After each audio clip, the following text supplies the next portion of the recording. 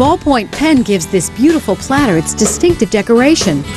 Master potter Bill Van Gilder will share his unique texturing technique right now on DIY's Throwing Clay.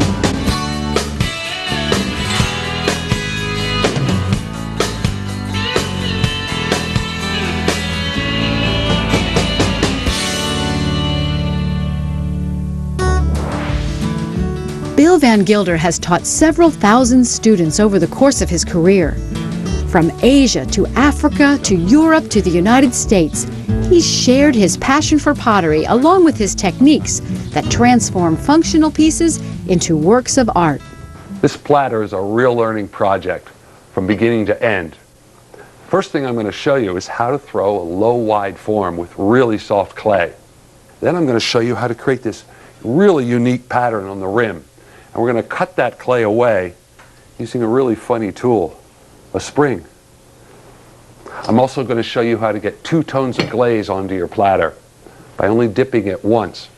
To make the platter, you'll need 15 pounds of clay, a large bat, a large soft rubber rib, a wooden rib, a spring from a ballpoint pen, a needle tool, a cutoff wire, a sharp trimming tool, a glaze sprayer, wax-resist emulsion, and 2 glazes. I'm going to make my platter with 10 pounds of clay. Now that's a lot of clay spinning on a wheel. So I want it securely attached to the wheel head. I'm going to do that by attaching a bat with a pad of clay. I've always felt that using a piece of clay to attach a bat to the wheel head is a lot more secure than using bat pins. So the bat sticks securely to the clay, Bill removes the excess water from the surface and cuts grooves to create suction. Now, centering 10 pounds of clay is not the easiest thing in the world to do. So I'm going to show you something. We're going to pound it into center first. I've got this hand on the outside and this hand on the top. And I'm just going to work in a rhythm all the way around the piece, over and over again, until I'm pretty well centered.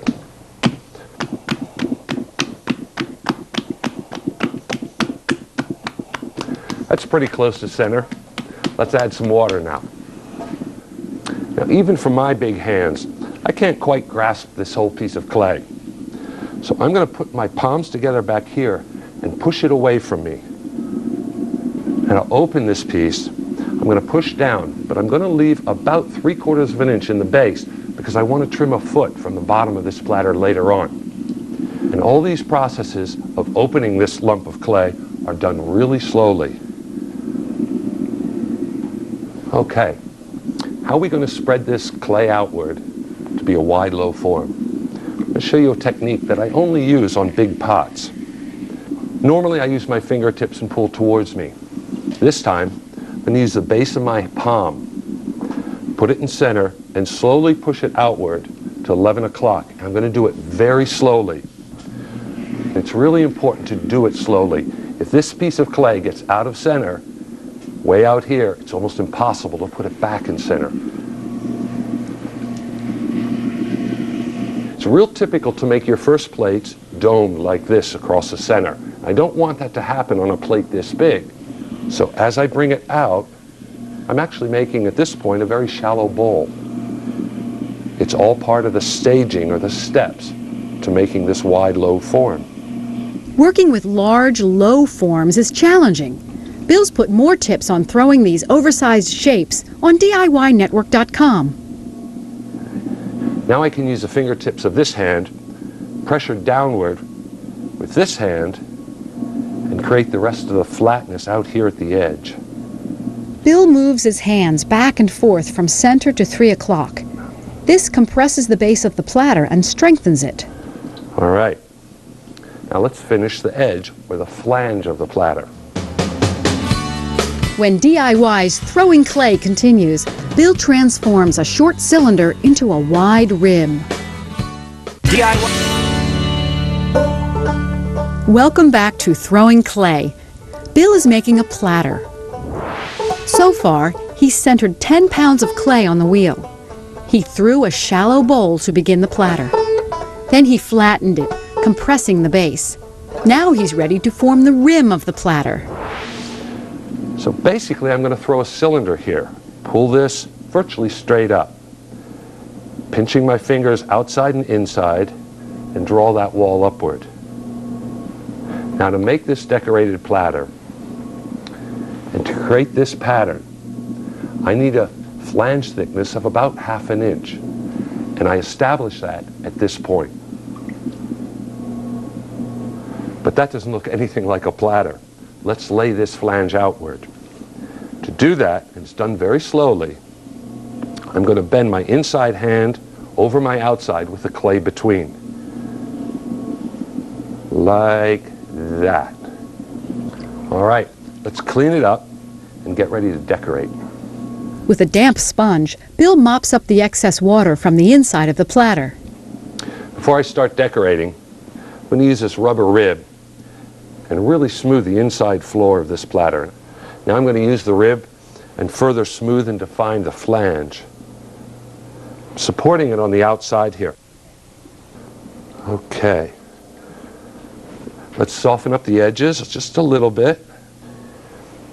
And I'm going to create a square corner right here at the edge or at the rim of the flange. And I'll need that because I'm going to cut this flange in half. And this is a guide. You'll see what I mean in a moment. I'm going to cut a bevel at the foot so I can later get my wire underneath it. All right, let's stop the wheel and do some decorating. And this is my decorating tool. Now I know this looks strange. I mean, it's so small, it's a little spring. But watch what I do with it. I'm going to pull it out just a little bit, stretch it. And here's a little tip. These get lost in the studio or in the clay really easily. So I'm going to stretch this end a little bit more. I'm going to put this clip on it so I'll always know where it is. Also gives you something to hold on to.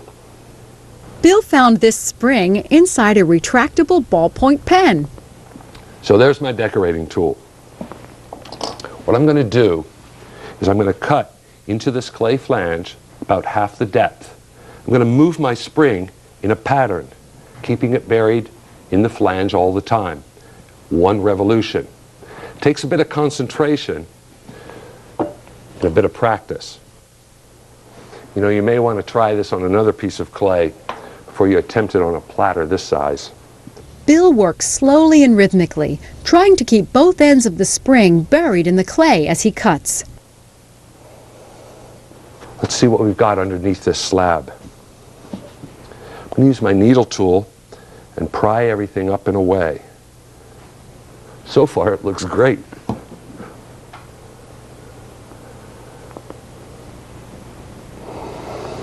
Yeah, it's almost exactly what I intended, and that's not always the case. Coming up next on DIY's Throwing Clay, another unique tool makes a dashing dual-tone glaze on the rim. Welcome back to Throwing Clay. Master potter Bill Van Gilder is making a platter with a decorative rim.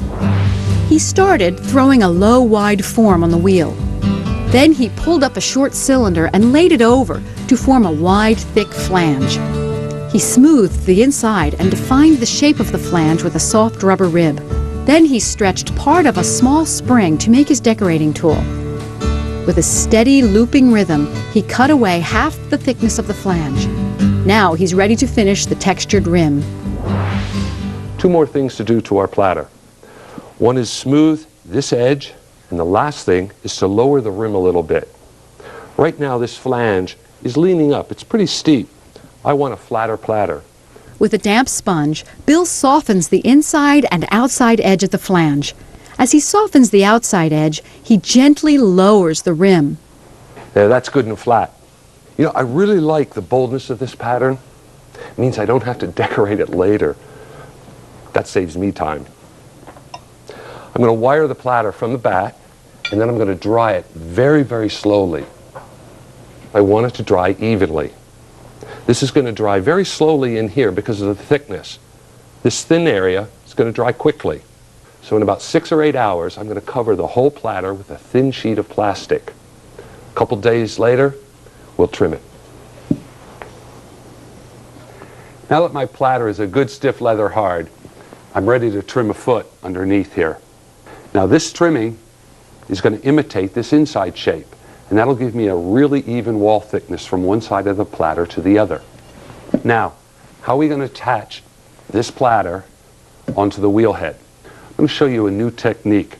I don't want to destroy the pattern here, and if I set it on a hard surface, that's exactly what would happen.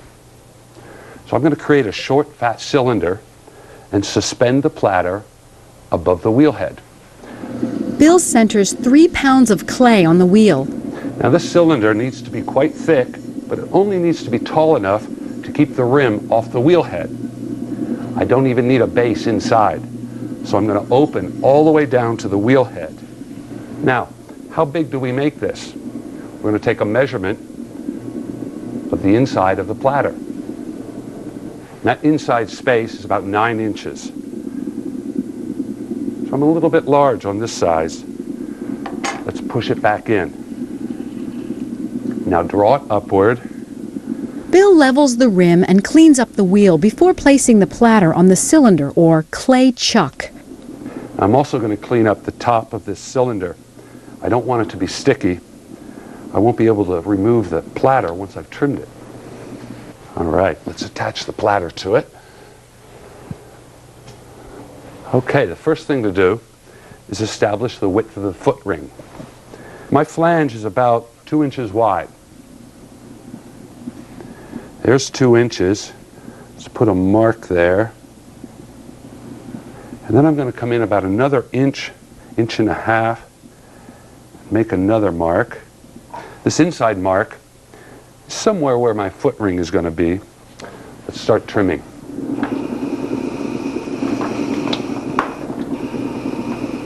Now I'm going to establish this little step right here.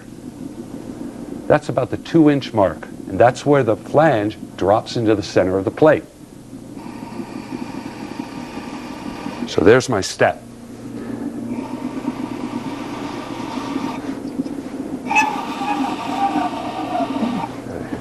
Now this area here is about here to here on my main platter.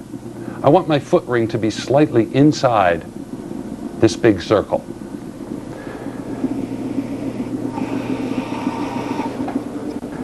Let's carve the center away now.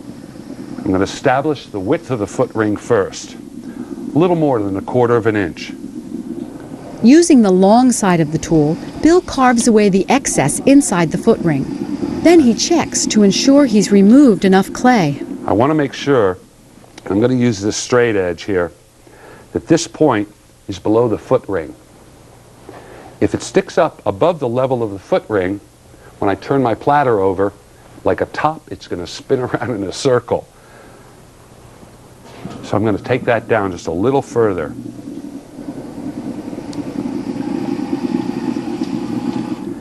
I'm going to trim the inside wall or the edge of the foot here and put a little bevel on my foot ring. That rounds it off just a little bit. Now, before I complete the platter, I'm just going to test it for weight. Pick it up just a little bit. That feels okay. You know, everything has its correct weight. When you pick up a brick, you know it's going to be heavy. When I pick up this platter, I don't want it to be too heavy. Next on DIY's Throwing Clay, potter Neil Patterson shares some texturing techniques. Welcome back to Throwing Clay. Bill is making a platter. So far, he's thrown a large low form with a thick angled flange. When the platter was wet, he cut the flange in half with a small spring to texture the rim. Once the platter was leather hard, he trimmed a foot in the base and shaped the underside to match the top side. He burnished the surface with a large rubber rib and set the platter aside until it was bone dry. Then Bill loaded it into the kiln for the bisque firing. The kiln heated up over 10 to 12 hours and cooled for another 24 hours before Bill could unload the platter. Now he's ready to glaze it. I'm going to glaze my platter with 2 colors, but I'm going to only do it with 1 dip. This rim is going to be glazed with a second color. I'm going to show you a curious technique of how to apply that glaze. I'm going to use this oral spray can. They're from Asia, and they're really handy. And it's the best way to get this glaze color on here. Bill's put a few more decorating tips and tricks using an oral atomizer on DIYnetwork.com. First thing we've got to do is get the bottom waxed. To protect the textured rim, Bill suspends the platter on a cylinder as he waxes the foot ring. Now I'm also going to wax the very center of this platter. This is the low point of the platter. So I'm going to protect it a little bit with a circle of wax. Okay, let's get the purple glaze stirred up. Bill pours the glaze into a wide bucket to accommodate the platter's size. And this first dip is pretty direct.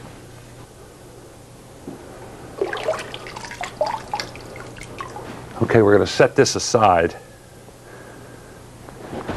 and use the banding wheel to apply the next layer of glaze. I'm going to fill this up with the rutile green glaze. Now let's clean the foot of the platter. Okay, let's get to spraying. Now this takes a little bit of energy too. You got to be in shape to do this one. I'm going to blow really hard here, plug it into my mouth, and at the same time slowly turn the wheel. I'm looking for a nice, even, but light coating, not too heavy. So here we go.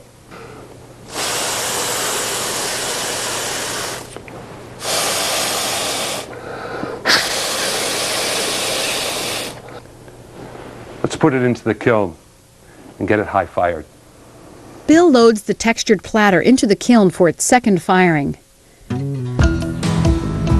Like Bill, potter Neil Patterson likes to incorporate textured clay surfaces in his pots. From his studio in Philadelphia, Neil shares some of his work and texturing tools. When I'm working on a piece like this, is to make a whole table full of different textures and then work with those as essentially a raw material. I think that the texture in the clay really brings the surface to life. Early on in my clay life, I discovered that I loved texture and that clay really receives texture very well. Glazes also look more interesting when they break over textures and especially lines. So I use that a lot in my work. I discovered that I can make my own tools. And really these are very simple. Anyone could make these out of a scrap of wood. If you know a woodworker and you can get a scrap of nice wood like this black walnut here, that will last longer. And I made these on a bandsaw, cutting these ridges. I made this tool, and a friend of mine who's a woodworker saw me making this, and he made me this tool. That is a pretty aggressive texture to put into clay, but it's been a great tool for me. This is a very handy tool for carving lines and also for putting lines around a curve. This tool has been very handy for me. You don't have to use wood to make texture tools. You can also use clay itself as another means. Of course, you can find texture tools as well. These are frosting knives from a kitchen store. I also like to twist wire for cutting and use that as a texture as well. And just by twisting that together, you can make these nice decorative lines to be carved out on the side of a thrown pot. I always do try to keep in mind that smooth is a texture as well, and it helps to have some smooth areas or more subtly textured areas to offset the heavy texture that I like so much.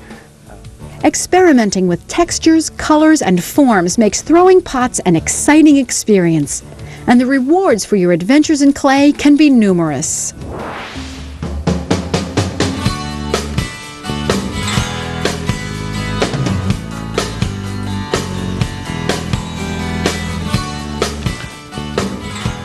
You know, you can use the pottery you've made in a lot of different ways. It doesn't always have to be functional. I'm Potter Bill Van Gilder. Have a good time in the studio.